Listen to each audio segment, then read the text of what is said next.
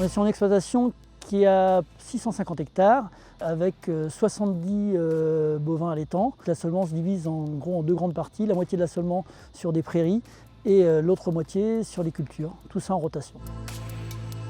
Donc on est aussi producteur d'énergie avec du photovoltaïque. On a commencé avec la production d'électricité photovoltaïque sur les bâtiments d'exploitation et une diversification aussi avec de la plaquette forestière où on a des réseaux de chaleur.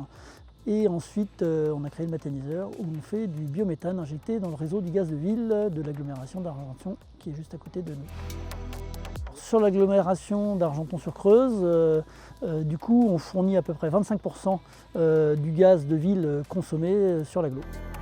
La motivation première, c'est d'être de plus en plus autonome en énergie. On s'est rendu compte qu'on faisait plus d'énergie que ce qu'on en consommait et donc du coup, on revend nos surplus d'énergie sur le territoire.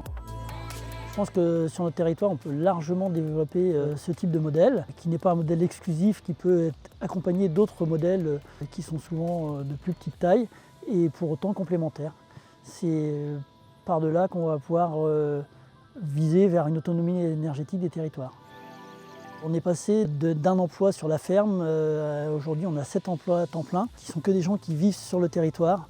C'est ce qui permet aussi de redynamiser les petits commerces qui ont du mal à vivre, les écoles où on a du mal à maintenir aussi des jeunes, parce que sur nos territoires ruraux, le seul moyen de maintenir des gens, c'est d'avoir de l'activité économique. Donc si on regarde à 20 ans, effectivement, je pense qu'on a un territoire qui est un gros producteur d'énergie et je pense que ça va intéresser beaucoup de gens, dont des industriels éventuellement, pour venir pouvoir bénéficier de cette énergie et d'énergie renouvelable. Donc oui, ça va être une grosse force d'attractivité pour le territoire à l'avenir.